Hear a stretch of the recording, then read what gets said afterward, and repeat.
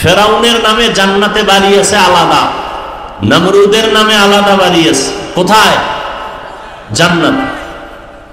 এটা সত্য, কিন্তু কোন বেঈমান জান্নাত পাবে না এটাও।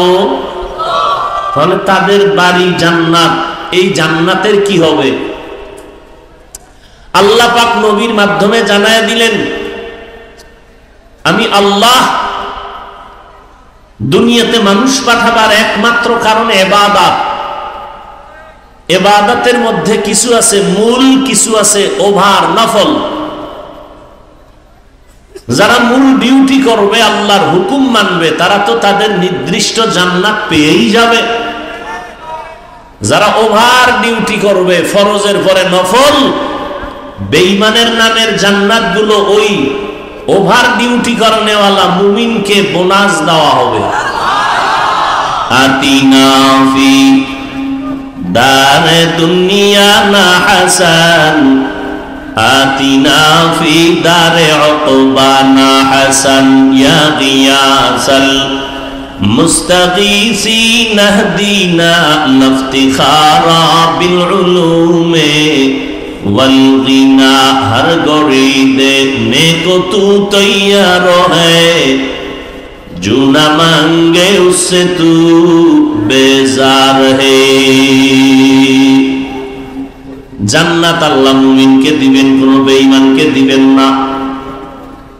যদিও সব বেঈমানের নামে জান্নাতে আলাদা আলাদা ঘর, কিন্তু কোন বেঈমান ঈমান না থাকলে জান্নাত পাবে না। ওই জান্নাতগুলো ওই সমস্ত মুমিনকে দিবেন যারা শুধু মূল ইবাদত করে না, ওভার ডিউটি করে, নফল পড়ে।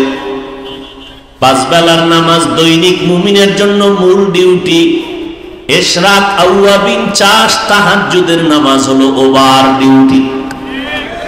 রমজানুল মুবারকে রোজা রাখা মুমিনের মূল ডিউটি, ফরজ।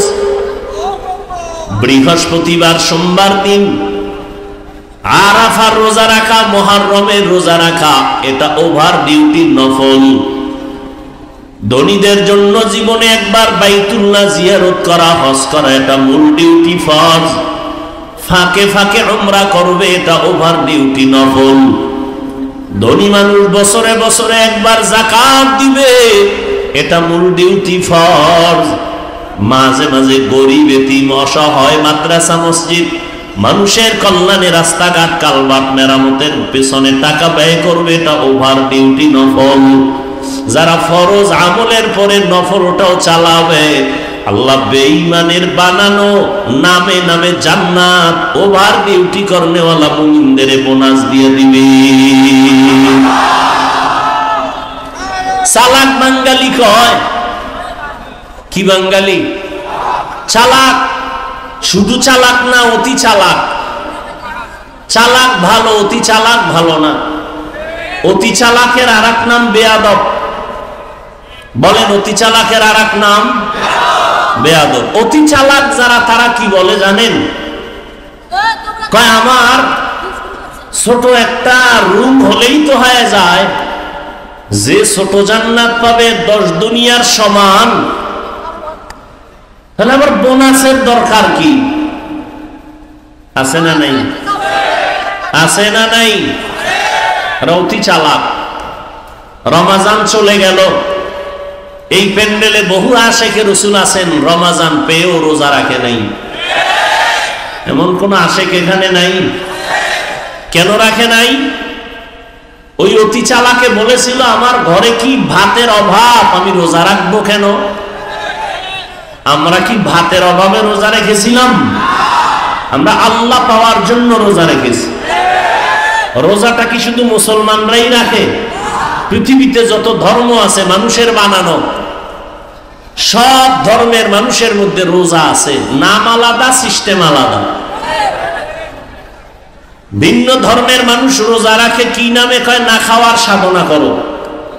কোন কোন ধর্মে এমন আইন আছে, না খাইয়া থেকে সাধনা করে করে যদি মরে, বিনা হিসাবে স্বর্গে যাবে, জান্নাতে যাবে। তাহলে না খাইয়া থাকার সাধনা সব ধর্মে আছে। আমাদের ধর্মে না খাওয়ার সাধনা না, বরং না খাওয়ার মধ্য দিয়ে আল্লাহ পাওয়ার সাধনা। এরকম আশেকে রসুল ছিল, রোজা রাখে নাই। আর একদল কপাল পরা ছিল, রোজা রাখছে ঠিকই, তারাবি পড়ে নাই।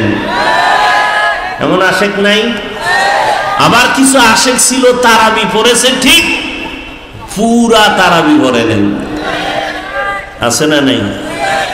আল্লাহ হেদায়েত দান করুন। ওভার ডিউটি যারা করবে তারা বেঈমানের বানানো জান্নাতটাও পেয়ে যাবে। রহমতের নবী বলেন, জান্নাতীরা জান্নাত পাওয়ার পর অন্তরে কোনো আফসোস থাকবে না, একটা মাত্র আফসোস থাকবে, আমি আরো একটু যদি আমল বাড়ায় করতাম, আমি আরো ভিআইপি জান্নাতটা পেয়ে যাইতাম। ভিআইপি জান্নাত, ভিআইপির কোনো সীমানা আসেনি, কোনো সীমানা নাই। যত সুন্দর শেষ নাই, আরো লাগে, আরো লাগে, আরো লাগে। জিন্দগি মে বন্দগি তু কর নাহি, জিন্দগি মে বন্দগি তু কর নাহি, जिंदगी पे बंदगी शर्मिंदा है, जिंदगी पे बंदगी शर्मिंदा है। ওই আল্লাহর কোরআন সত্য বলো যুবকেরা, ওই কোরআনে জান্নাতের বয়ান আসেনি, জাহান্নামের বয়ান আসেনি? মিথ্যা? সত্য। কে জান্নাতে যাবে কে জাহান্নামে যাবে তাও আল্লাহ বলেছেন, ইন্নাল আবরারা লাফি নাঈম ওয়া ইন্নাল ফুজ্জারা লাফি জাহিম। নেক আমলওয়ালারা জান্নাতের পথিক, যারা গুনাহ করবে অন্যায় করবে তারা জাহান্নামের পথিক। জান্নাতটা কেমন আরামের ঘর আল্লাহ তাও কোরআনে বলেছেন, জান্নাতিন তাজরি মিন তাহতিহাল আনহার। জাহান্নামটা কেমন ভয়ঙ্কর গুনাহগারের জন্য আল্লাহ তাও বয়ান করেছেন। ওয়াইলুল লিকুল্লি হুমাযাতিল লুমাযা আল্লাযী জামাআ মালান ওয়া আদ্দাদা ইয়াহসাবু আন্না মালাহু আখলাদা কাল্লা লা ইউনবাযান্না ফিল হুতামা ওয়া মা আদরাকা মাল হুতামা নারুল্লাহিল মুকাদা আল কারিআতু মাল কারিআ ওয়া মা আদরাকা মাল কারিআ ইয়াওমা ইয়াকুনুন নাসু কাল ফারাশিল মাবসুস। এই সূরাগুলো জাহান্নামের বয়ান। আলহাকুমুত তাকাসুর হাত্তা যুরতুমুল মাকাবির। এই সূরাগুলোর বাংলা তরজমা পড়ে দেখি, ওরে বাবা, কোরআন মোবাইলে ডাউনলোড করো, বাংলা কোরআন তরজমা পড়ো, জাহান্নামের আয়াতের বর্ণনাগুলো আছে। ওই জাহান্নাম কত ভয়ঙ্কর। মায়ার নবী আম্মা জান আয়েশা বলেন, আমি দেখি আমার ঘরে নবী বয়ে বয়ে কান্না করেন। আম্মা জান আয়েশা বলেন, নবী আপনি আমার ঘরে বসে কাঁদেন কেন? আমি আয়েশা বেয়াদবি করলাম নাকি? নবী বলেন, না আয়েশা বেয়াদবি করো নাই। তাহলে কেন কাঁদেন? নবী বলেন, আয়েশা হাসরের ময়দানে ভয়ঙ্কর অবস্থার কথা আমার মনে পড়েছে, এজন্য কান্না করি। আমার উম্মতের কি উপায় হবে? হাসরের ময়দানটা এত ভয়ঙ্কর হবে। আম্মা জান আয়েশা বলেন, ইয়া রাসূলুল্লাহ কেমন ভয়ঙ্কর? নবী বলেন, এই জমিনটা হবে কিয়ামতের মাঠ। এই জমিন আল্লাহ পাক আদালত কায়েম করবেন, সূর্যটা মাথার উপরে চলে আসবে, সূর্যের গরমে জমিনটা তামা হয়ে যাবে। ও রংপুরের মুসলমানেরা, সূর্যের গরমে আর সহ্য করতে পারো না রে মুমিন। ওই সূর্যটা বিজ্ঞানীরা বলে 9,30,00,000 মাইল উপরে সূর্য, দিনে ছিল রাতে নাই, তারপরও গরম লাগে। এসির বাতাসটাও ঠান্ডা বের হয় না, ঘরে ঘরে এসিটা দুর্বল হয়ে যাইতেছে। এই সূর্যটা মাথার উপরে আসলে কি উপায় হবে জানো না রে মুমিন? আমার নবীর কোনো গুনাহ নাই, সেই নবী পর্যন্ত কান্না করেন। সূর্যের গরম, অপরদিকে জাহান্নামের আওয়াজ। নবীদের কোনো গুনাহ নাই, তারা ভয়ে কান্না শুরু করবেন। মুসা নবী কাঁদবেন, ঈসা নবী কাঁদবেন, ইব্রাহিম নবী কাঁদবেন। এভাবে কান্না করে বেকারার হয়ে যাবেন তারা। উম্মতেরা সুপারিশের জন্য দৌড়াবে, বলবে আমরা পারবো না, চলে যাও।